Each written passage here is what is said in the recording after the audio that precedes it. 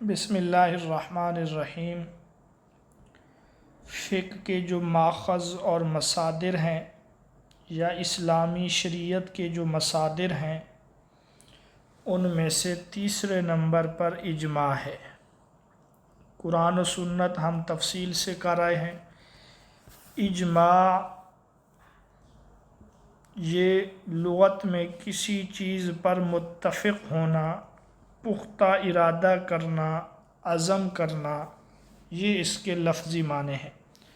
العزم والتصمیم علی الشیء والاتفاق۔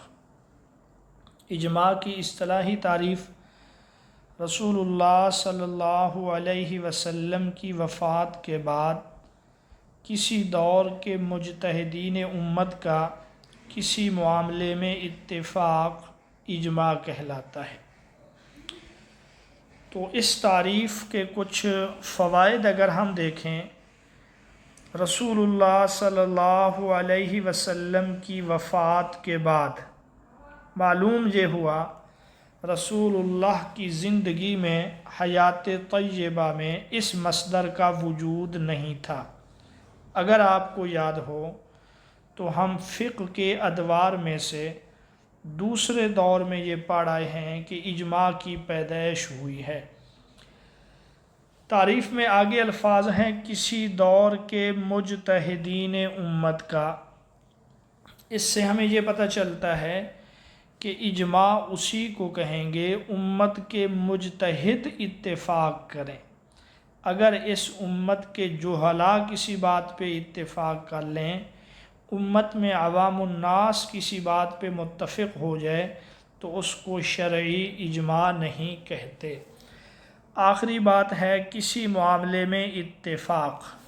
اس سے بھی ہمیں یہ پتہ چل رہا ہے کہ اجماع اتفاق کا نام ہے۔ اگر امت کے مجتہدین کسی معاملے میں متفق نہ ہوں بلکہ مفترق نظر آئیں تو اس کو کہیں گے، اس کو آپ اجتہاد کہیں گے، اجماع نہیں کہیں گے۔ امام غزالی رحمۃ اللہ علیہ فرماتے ہیں امت محمدیہ کا دینی امور میں سے کسی امر پر اتفاق اجماع کہلاتا ہے۔ یہاں دینی امور سے ہمیں یہ پتہ چل رہا ہے کہ اجماع کا تعلق دینی امور سے ہے۔ اگر دنیاوی امور پر متفق ہو جائیں تو اس کو بھی اجماع نہیں کہیں گے۔ اجماع حجت ہے۔ اجماع کی کیا حیثیت ہے؟ تو اجماع کی حجیت تین طرح سے ثابت ہے: قرآن سے، سنت سے، صحابہ کے طرز عمل سے۔ قرآن سے جو حجیت اجماع پر دلائل ہیں، یہاں چند ایک کا ہم تذکرہ کریں گے۔ آیت ہے سورۃ النساء کی، وَمَن يُشَاقِقِ الرَّسُولَ مِن بَعْدِ مَا تَبَيَّنَ لَهُ الْهُدَىٰ وَيَتَّبِعْ غَيْرَ سَبِيلِ الْمُؤْمِنِينَ نُوَلِّهِ مَا تَوَلَّىٰ وَنُصْلِهِ جَهَنَّمَ وَسَاءَتْ مَصِيرًا۔ یہاں جو ہمارا مطلوب ہے وہ الفاظ ہیں وَيَتَّبِعْ غَيْرَ سَبِيلِ الْمُؤْمِنِينَ، کہ جو مومنین کے راستے کے علاوہ کسی اور راستے پہ چلے گا۔ اس آیت کی تفسیر کرتے ہوئے مفتی تقی عثمانی صاحب لکھتے ہیں اس آیت سے علماء بالخصوص امام شافعی رحمہ اللہ نے اجماع کی حجیت پر استدلال کیا ہے، یعنی جس مسئلے پر پوری امت مسلمہ متفق رہی ہو وہ یقینی طور پہ برحق ہے اور اس کی مخالفت جائز نہیں ہے۔ سبیل المومنین، مومنین کے راستے سے مراد اجماع ہے۔ ایک اور آیت ہے اطیعوا اللہ واطیعوا الرسول واولی الامر منکم۔ یہاں جو ہمارا مطلوب ہے وہ اولی الامر ہے کہ اولی الامر کی کیا کرو؟ اطاعت کرو۔ جو تم میں اولی الامر ہیں اس سے مراد صاحب علم، مجتہد لوگ اور اسی طریقے سے جو شرعی حکمران ہوں وہ مراد ہیں۔ تیسری آیت وَاعْتَصِمُوا بِحَبْلِ اللَّهِ جَمِيعًا وَلَا تَفَرَّقُوا، کہ تم سب مل کر اللہ کی رسی کو مضبوطی کے ساتھ تھام لو اور آپس میں تفرقہ مت ڈالو۔ یہاں پر جو ہمارا مطلوب ہے وہ یہ کہ اللہ نے تفرق اور انتشار سے روکا ہے۔ ظاہر ہے اجماع کی مخالفت کرنا یہ تفرق ہے۔ احادیث کو ہم دیکھیں تو آپ صلی اللہ علیہ وسلم نے فرمایا ان امتی لا تجتمع علی الضلالہ، میری امت گمراہی پر مجتمع نہیں ہو سکتی۔ اب جب امت گمراہی پر مجتمع نہیں ہو سکتی تو امت کے مجتہدین، امت کے چنیدہ لوگ، امت کے اعلیٰ طبقے کے لوگ وہ کس طریقے سے گمراہی پر جمع ہو سکتے ہیں؟ ایک حدیث میں ہے ید اللہ علی الجماع، اللہ کی نصرت جماعت کے شامل حال ہوتی ہے۔ ایک اور حدیث میں رسول اللہ نے فرمایا اتبعوا سواد الاعظم، بڑی جماعت کی اتباع کرو، فإنہ من شذ شذ فی النار، کیونکہ جو جماعت سے الگ ہوگا جہنم میں ڈالا جائے گا۔ تو اجتماع یا بڑی جماعت کا نام ہے۔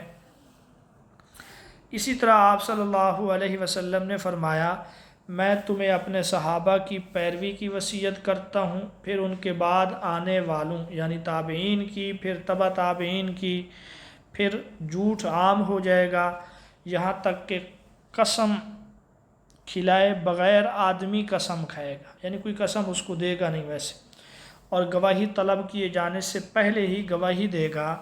خبردار، جب کوئی مرد کسی عورت کے ساتھ خلوت میں ہوتا ہے تو تیسرا شیطان ہوتا ہے، تم لوگ جماعت کو لازم پکڑو۔ یہاں سے بھی یہی پتہ چل رہا ہے۔ اب اگلا جو ہمارا ٹاپک ہے وہ ہے وقوع اجماع۔ ٹھیک ہے، اجماع حجت تو ہے، کیا اجماع کا واقع ہونا ممکن بھی ہے؟ کیسے ہو سکتا ہے کہ امت کے اتنے مجتہدین کسی مسئلے پہ جمع ہو جائیں؟ تو جمہور فقہا جو ہیں اجماع کے وقوع کے قائل ہیں۔ کچھ اس کی مثالیں ہیں، جیسے ایک مجلس کے دوران ایک ہی وقت میں 3 طلاق دینے سے ایک شمار ہوگی یا 3؟ صحابہ کا اختلاف رہا۔ حضرت عمر کے دور میں اس پر اجماع ہو گیا تمام صحابہ کا، اور اسی زمانے سے آج تک اس پر اجماع ہے۔ اسی طریقے سے مسلمان عورت کا کسی غیر مسلم مرد سے نکاح نہیں ہو سکتا، اس پر بھی اتفاق ہے سب کا۔ قرآن و حدیث میں ایسا نہیں ہے، بلکہ یہ اجماع سے ثابت ہے۔ نماز جنازہ میں کل کتنی تکبیریں ہونی چاہیے؟ 4، 8، 6۔ حضرت عمر رضی اللہ تعالیٰ عنہ کے زمانے میں اس پر اجماع ہوا 4 تکبیرات پر۔ مفتوحہ اراضی کو فاتحین کے درمیان دیگر اموال غنیمت کی طرح نہیں بانٹا جائے گا، اس پر بھی اجماع ہوا۔ آپ کو یہ مسئلہ میں نے پہلے بتایا تھا کہ عراق کی زمینیں اور شام کی زمینیں جب فتح ہوئیں تو اختلاف ہوا صحابہ کے مابین کہ یہ زمینیں بھی مال غنیمت کی طرح صحابہ مجاہدین کو دے دی جائیں یا ان کو بیت المال کی ملکیت قرار دیا جائے۔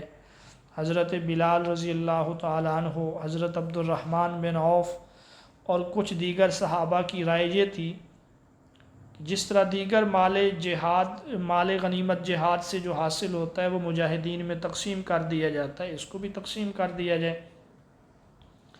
حضرت عمر، حضرت عثمان اور حضرت علی کی رائے یہ تھی کہ یہ تو مصلحت عامہ کے لیے یہ چیزیں چھوڑ دی جائیں، اگر زمینیں بھی ان کی ملکیت کر دی جائیں تو کل ان کی اولادیں، پھر ان کی اولادیں، باقی لوگ کہاں پہ جائیں گے؟ تو اس طریقے سے حضرت عمر رضی اللہ تعالیٰ عنہ کے زمانے میں پھر اسی پر اتفاق ہوا، تو یہ بھی اجماع کی ایک مثال ہے۔ سگے بہن بھائی نہ ہوں تو باپ کی طرف سے بننے والے بھائی بہن کو ان کا حصہ دیا جائے گا، یہ مسئلہ بھی اجماع سے ثابت ہے۔ پھوپھی، بھتیجی، اسی طریقے سے خالہ اور بھانجی کو بیک وقت ایک نکاح میں نہیں رکھا جا سکتا۔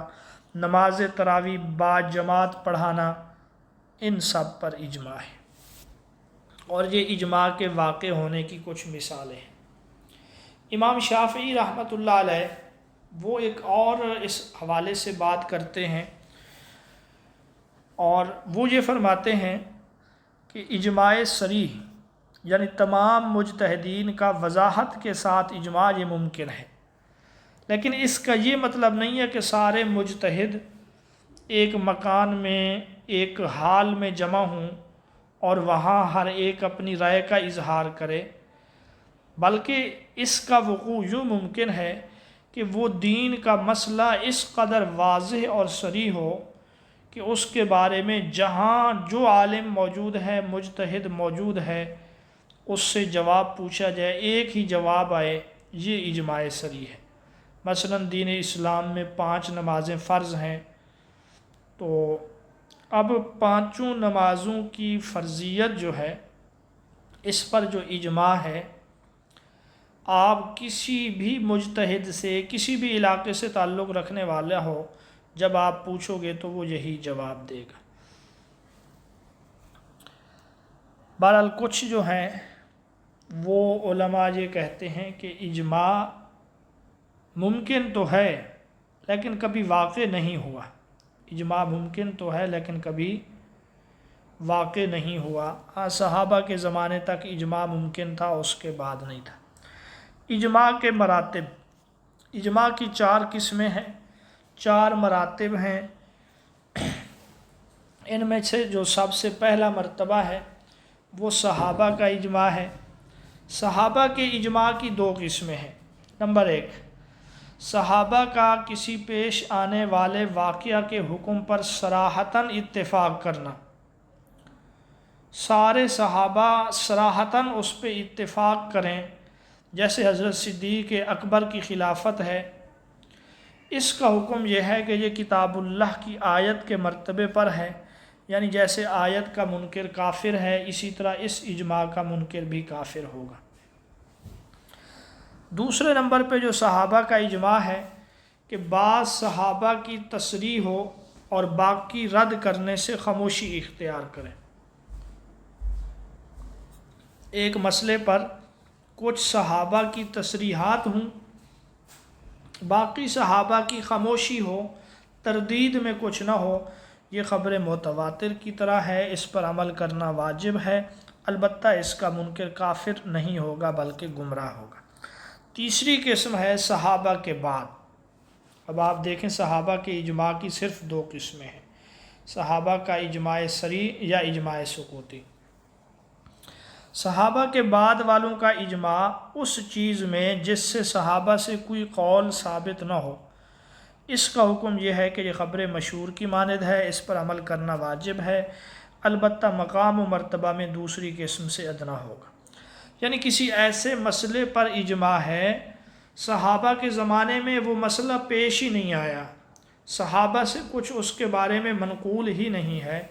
چوتھی قسم یہ ہے کہ ایک مسئلہ صحابہ کے زمانے میں درپیش ہوا اور صحابہ کے مختلف اقوال تھے اس کے بارے میں، بعد کے مجتہدین جو ہیں ان میں سے کسی ایک قول پر اتفاق کر لیں تو یہ خبر واحد کی مانند ہے، یہ 4 قسموں سے کم مرتبے پر ہے، لیکن یہ اجماع بھی قیاس سے مقدم ہوگا۔ اپنے وجود کے اعتبار سے جو اجماع کی قسمیں ہیں، یعنی اجماع وقوع پذیر ہونے کے لحاظ سے اس کی جو قسمیں بنتی ہیں وہ یہ 2 ہیں۔ اجماع قولی، اس کو نطقی، فعلی یا حقیقی بھی کہتے ہیں، اور دوسری قسم ہے اجماع سکوتی۔ بالکل آسان ہے، جس مسئلے پر اجماع ہو رہا ہو اس پر اجماع کرنے والے تمام افراد اپنے قول سے اس کی صراحت کریں یا ایسا فعل کریں جو اس نوزیدہ اجماعی مسئلے کے ان کے ہاں جائز ہونے پر دلالت کرے، اس کو اجماع قولی کہتے ہیں۔ اس اجماع کے حجت ہونے میں کسی کا کوئی اختلاف نہیں ہے۔ دوسرے نمبر پر جو ہے، اجماع کرنے والوں میں سے بعض کا قول یا فعل ملے، بعض کی خاموشی ہو، یعنی کوئی تردید یا کوئی تائید وغیرہ کچھ بھی نہ ہو، اس کو اجماع سکوتی کہتے ہیں۔ اس کی مثال مسئلہ اول ہے، یہ وراثت کا ایک مسئلہ ہے۔ حضرت عمر رضی اللہ تعالیٰ عنہ نے اپنی خلافت کے دوران کچھ صحابہ کے مشورے سے یہ فیصلہ کیا تھا، باقی صحابہ خاموش رہے تھے، اس کو اجماع سکوتی کہیں گے۔ اجماع قولی کا آپ حکم پا رہے ہیں کہ وہ تو حجت ہی حجت ہے، کسی کا اختلاف نہیں ہے۔ اجماع سکوتی کے بارے میں 5 مذاہب ہیں، اس کو ابھی ہم پڑھیں گے۔ تو اجماع سکوتی کے بارے میں 5 مذاہب ہیں۔ پہلا مذہب امام شافعی عیسیٰ بن ابان کا ہے اور مالکیہ کا ہے۔ کہ یہ نہ تو اجماع ہے نہ حجت ہے، اس کو اجماع ہی نہیں کہیں گے۔ دوسرا مذہب احناف کا ہے، امام احمد بن حنبل کا ہے کہ یہ اجماع بھی ہے اور قطعی حجت بھی ہے، لیکن اس پہلے سے کم کم۔ تیسرا مذہب جو ہے ابو علی جبئی المعتزلی کا ہے کہ یہ اجماع تو ہے، لیکن ایک شرط یہ ہے کہ ان کے موت تک اس کو ہم حجت نہیں سمجھیں گے، جب ان مجتہدین کا زمانہ گزر جائے پھر۔ چوتھا مذہب ابو ہاشم کا ہے کہ یہ اجماع تو نہیں ہے لیکن حجت ہے، اور علامہ آمدی رحمۃ اللہ علیہ کا یہ کہنا ہے کہ یہ ظنی اجماع ہے لیکن قابل حجت ہے۔ بہرحال پانچواں قول ابن ابی ہریرہ کا ہے کہ اگر ایسا کہنے والا حاکم ہے تو یہ نہ تو اجماع ہوگا نہ ہی حجت، اس لیے کہ لوگ خاموش ہیں، مجتہد خاموش ہیں، کہیں حاکم کے ڈر سے تو خاموش نہیں ہیں۔ اگر وہ کہنے والا حاکم نہ ہو بلکہ کوئی اور ہو تو یہ اجماع بھی ہے اور حجت بھی ہے۔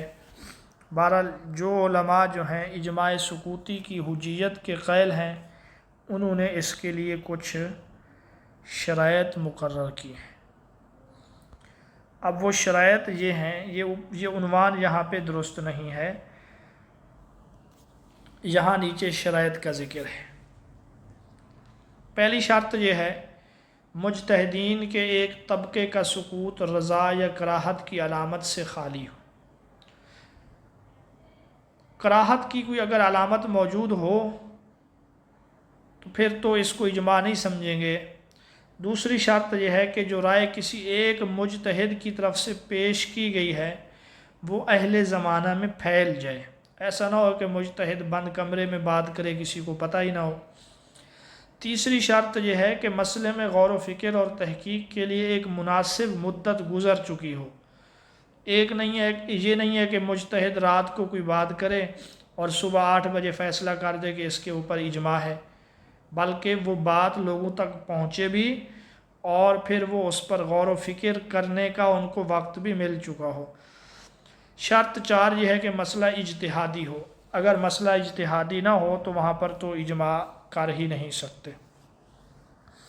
پانچویں شرط یہ ہے کہ وہاں موانع موجود نہ ہوں جو اس سکوت کا اعتبار کرنے میں مانع ہوں۔ اگر وہاں کوئی رکاوٹ موجود ہے جس کی وجہ سے خاموشی پائی جا رہی ہے تو اس خاموشی کو رضامندی نہیں سمجھیں گے۔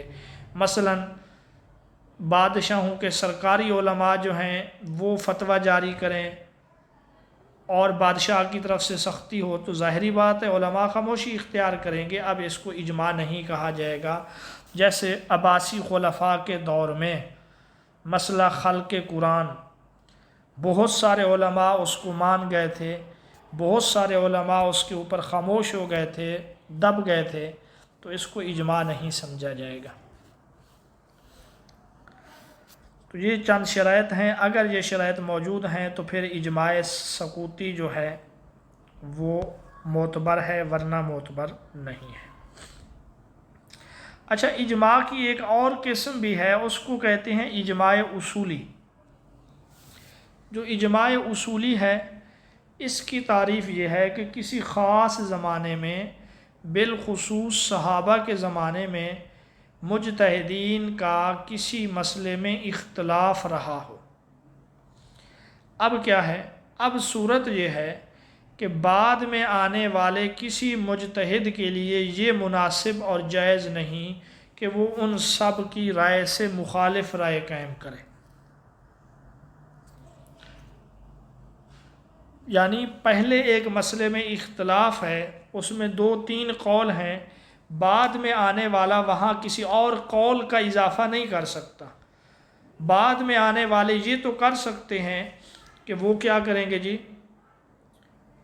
کسی ایک پر اتفاق کر سکتے ہیں لیکن الگ کوئی اور قول نہیں اختیار کر سکتے۔ آپ اس کو مثال سے سمجھیں گے۔ مسئلہ یہ ہے کہ ایک شخص جو فوت ہو جائے، میت، اس کے بھائی موجود ہیں، دادا بھی موجود ہے، تو آیا دادا کی موجودگی میں بھائیوں کو حصہ ملے گا یا نہیں ملے گا؟ بلکہ یہ ہے کہ دادا کو کتنا حصہ ملے گا، بھائیوں کی موجودگی میں دادا کو کتنا حصہ ملے گا؟ ملے گا دونوں کو، دادا کو بھی بھائیوں کو بھی، لیکن دادا کو کتنا ملے گا اس میں اختلاف ہے۔ بعض نے کہا کہ 1/3 سے کم نہ ہو، بعض نے یہ کہا کہ 6 حصے سے کم نہ ہو، لیکن یہ ہے کہ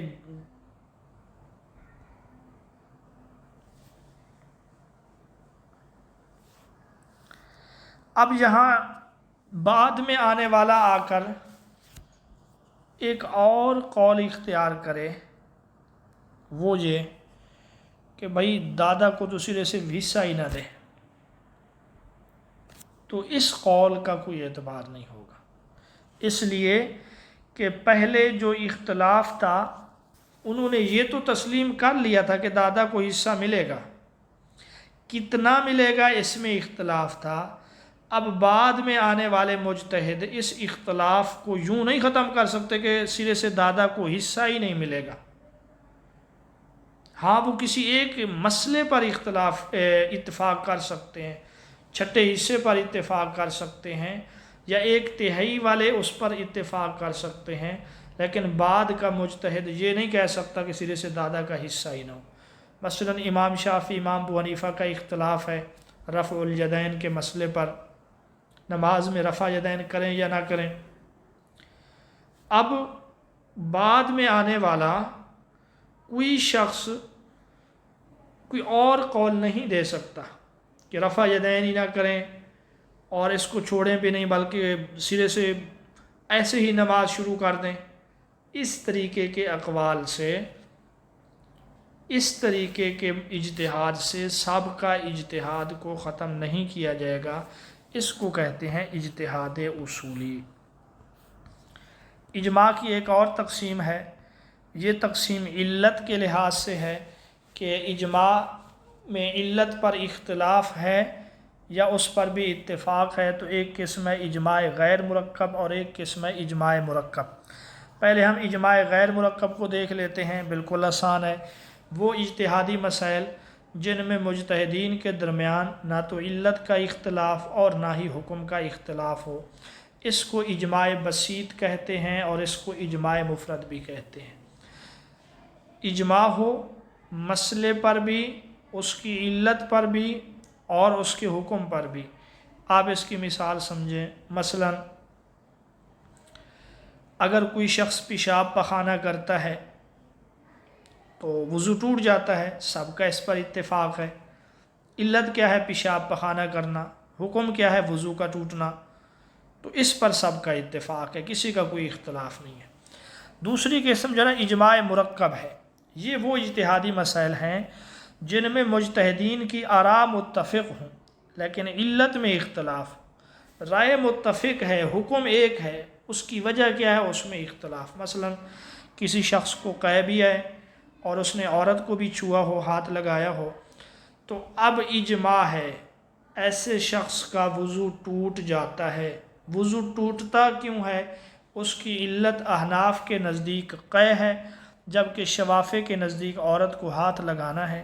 لیکن جہاں علت میں اختلاف ہے، حکم پر اتفاق ہے، اب اس اجماع کا حکم یہ ہے کہ اس اجماع کی تنسیخ جائز ہے، یعنی ایسے اجماع کو منسوخ کرنا، ختم کرنا جائز ہے، بشرطے کہ اس کی بنیاد اور علت میں فساد رونما ہو جائے۔ یعنی اگر علتوں میں سے ایک بھی غلط ثابت ہو جائے تو یہ اجماع ناقص ہو جائے گا، اس کو قابل حجت نہیں سمجھا جائے گا۔ مثلا قے ثابت نہ ہو تو پھر تو اجماع نہیں ہے، کیونکہ امام شافعی کے نزدیک وضو ٹوٹا ہے اور امام ابو حنیفہ کے نزدیک نہیں ٹوٹا۔ عورت کو چھونا ثابت نہ ہو پھر بھی اجماع نہیں ہے، اس لیے کہ عورت کو چھونے سے امام شافعی کے نزدیک وضو ٹوٹتا ہے، امام ابو حنیفہ کے نزدیک تو نہیں ٹوٹتا۔ تو جب علت میں فساد رونما ہو جائے تو اس کے حکم میں بھی فساد رونما ہو جائے گا، حکم کو بھی ختم کر دیا جائے گا اجماع مرکب میں۔ اجماع کی کچھ صورتیں ہیں جو مختلف فی ہیں، آپس میں اختلاف ہے فقہا کا، مجتہدین کا، کچھ ان کو اجماع کہتے ہیں، کچھ ان کو اجماع نہیں کہتے۔ ان میں سے ایک ہے اجماع اہل مدینہ۔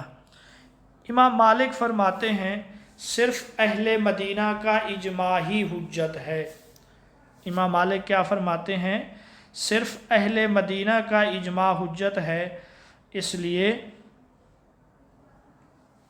کہ مدینہ کی رسول اللہ صلی اللہ علیہ وسلم نے فضیلت بیان کی ہے۔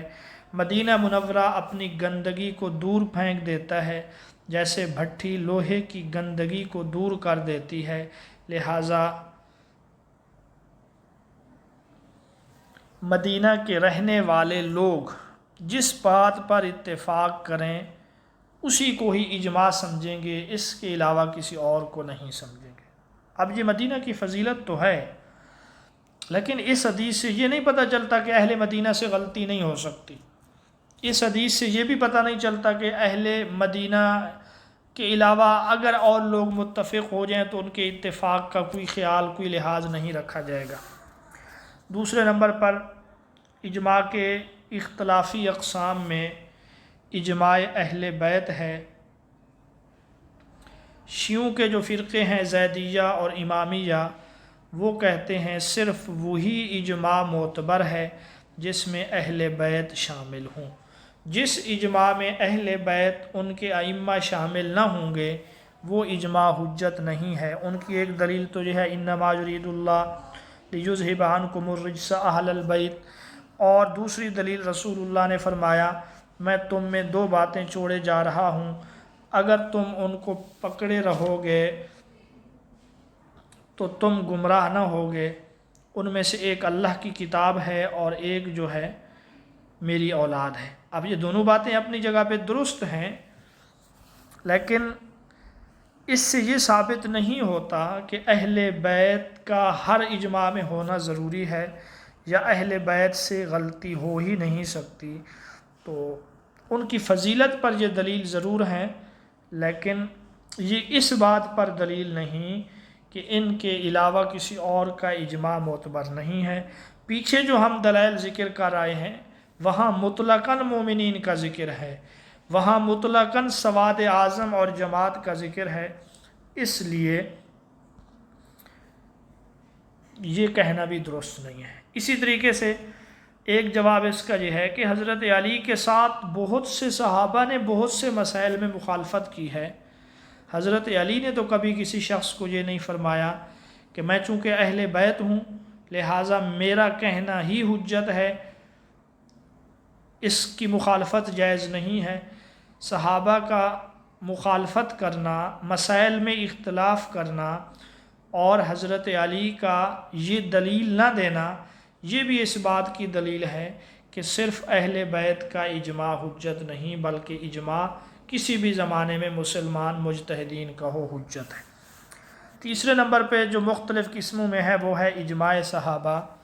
امام ابو داؤد ظاہری، امام احمد بن حنبل کا مشہور قول یہ ہے کہ اجماع صرف صحابہ کا معتبر ہے، اس لیے کہ قرآن و سنت کو براہ راست دیکھنے والے، قرآن و سنت کے براہ راست جو مخاطب تھے وہ صحابہ ہی تھے، اور صحابہ وہ ہیں جو رسول اللہ کے ساتھ تھے۔ بعد میں جب اسلام دیگر علاقوں میں پھیل گیا، تقسیم ہو گئے، تو اب اس میں سب کا کسی مسئلے پر متفق ہونا یہ مشکل ہو جائے گا۔ تو اس کا جواب یہی دیا گیا کہ یہ چیز مشکل ضرور ہے لیکن ناممکن تو نہیں ہے۔ جیسے امام شافعی رحمۃ اللہ علیہ، پیچھے ہم پڑھ رہے ہیں کہ آپ فرما رہے تھے کہ کوئی چیز اسی طرح مشہور ہو جائے، جس علاقے کے مجتہد سے بھی سوال پوچھو وہی جواب دے گا، تو یہ بھی ایک اجماع ہے۔ اگلا ہمارا ٹاپک ہے اجماع کی منسوخی۔ اجماع کے درست طریقے پر مکمل ہو جانے کے بعد اس کو کسی دوسرے اجماع سے منسوخ کیا جا سکتا ہے یا نہیں، اس بارے میں دو آراء ہیں۔ ایک رائے تو یہ ہے کہ اس اجماع کو منسوخ کیا جا سکتا ہے، جبکہ ایک رائے یہ ہے کہ اس اجماع کو منسوخ نہیں کیا جا سکتا، اور درست بات یہی ہے کہ جب ایک اجماع ہو جائے اور اجماع کرنے والے مجتہدین دنیا سے رخصت بھی ہو جائیں تو اب اس اجماع کو منسوخ اور ختم نہیں کیا جا سکتا۔ دور حاضر میں اجماع کا انعقاد ممکن ہے یا نہیں؟ اگر ممکن ہے تو کیسے؟ تو اس کے لیے تمام اسلامی ممالک کے اندر ایک قومی ادارہ تشکیل دیا جائے، جس میں اعلیٰ بالغ نظر فقہاء اور مجتہدین کو ممبر بنایا جائے اور ان کا انتخاب بھی میرٹ کے اوپر کیا جائے۔ تمام لوگ جدید اہم مسائل میں اتفاق رائے سے فیصلہ کریں۔ اس کے بعد تمام اسلامی ممالک کے انہی اداروں کے نمائندے مشورے کے بعد اتفاق رائے سے فیصلہ کریں۔ ہر فیصلہ تفصیلی اور مدلل ہو، اور اسی طرح جو ہے اس فیصلے کو پھر عملی طور پہ نافذ کیا جائے۔ اعلیٰ عدالتیں قائم کی جائیں جن میں مختلف مسائل میں مختلف علماء کی آراء اور متفقہ نقطہ نظر معلوم کر کے اسے نافذ کرنے کی سفارش اور کوشش کریں۔ تو اس طریقے سے اجماع کا انعقاد دور حاضر میں ممکن ہے۔ سند اجماع سے کیا مراد ہے؟ سند اجماع یا اجماع سندی، اس کا مطلب یہ ہے کہ جن امور پر اجماع کیا جا رہا ہے ان کے لیے کوئی نہ کوئی بنیاد ہو، کوئی نہ کوئی شرعی دلیل موجود ہو، اس کو سند اجماع کہا جاتا ہے، اور وہ چار ہیں: کتاب اللہ، سنت، قیاس اور مصلحت۔ یعنی کتاب اللہ میں کسی مسئلے کی بنیاد موجود ہے، اسی کو بنیاد بنا کر کسی اور مسئلے پر اجماع کر لیں، یا اس کی بنیاد سنت میں ہو، یا اس کی بنیاد قیاس کے ذریعے سے ثابت کیا جائے، یا پھر مصلحت کے ساتھ۔ تو یہ ہمارا آج کا سبق تھا۔ اجماع کے لیے یہ ضروری ہے کہ کم از کم 3 افراد ہوں، 3 سے کم افراد کا اجماع منعقد نہیں ہوگا، کم از کم 3 ہوں، زیادہ کی تو کوئی حد نہیں ہے۔ تو آج کے سبق کا خلاصہ یہ ہے کہ ہم نے اجماع کی تعریف پڑھی ہے لغوی اور اصطلاحی طور پہ، اجماع کی حجیت کو ہم نے ثابت کیا، قرآن سے ہم نے 3-4 آیات پڑھی ہیں، 3-4 احادیث سے، اور صحابہ کے عمل سے کہ طلاق کے مسئلے پر اجماع، تراویح کے مسئلے پر اجماع، جنازہ کی تکبیروں پر اجماع۔ پھر ہم نے اجماع کے مراتب پڑھے، شخصیات کے لحاظ سے آپ سمجھیں یا مجتہدین کے لحاظ سے۔ وہاں ہم نے صحابہ کی اجماع کی 2 قسمیں پڑھی ہیں: صحابہ کا اجماع صریح، صحابہ کا اجماع سکوتی۔ پھر یہ ہے کہ صحابہ کے بعد والے لوگوں کا اجماع، اس کی بھی ہم نے 2 قسمیں پڑھی ہیں۔ بعد والے لوگ کسی ایسے مسئلے پر اتفاق کریں صحابہ سے اس میں کچھ منقول نہ ہو، یہ خبر مشہور کی طرح ہے۔ بعد والے لوگ صحابہ کے اقوال میں سے کسی قول پر اجماع کریں تو یہ خبر واحد کی طرح ہے۔ اور پھر اس کے بعد ہم نے اجماع صریحی اور جو سکوتی ہے اس کے بارے میں 5 مذاہب پڑھے ہیں کہ حجت ہے یا حجت نہیں ہے۔ جن کے نزدیک حجت ہے ان کے نزدیک بھی کچھ شرائط ہیں، ان شرائط کو ہم نے پڑھا ہے۔ پھر اجماع مرکب اور غیر مرکب کی تعریف اور حکم، اور اجماع کی اختلافی صورتیں، اجماع اہل مدینہ، اجماع اہل بیت، صرف اجماع صحابہ جیسے امام احمد بن حنبل کا قول ہے۔ تو یہ ہمارا آج کا سبق تھا۔ کل انشاءاللہ ہم قیاس کو پڑھیں گے، اور پھر 1-2 دن اگر اللہ نے چاہا تو چھٹی کریں گے۔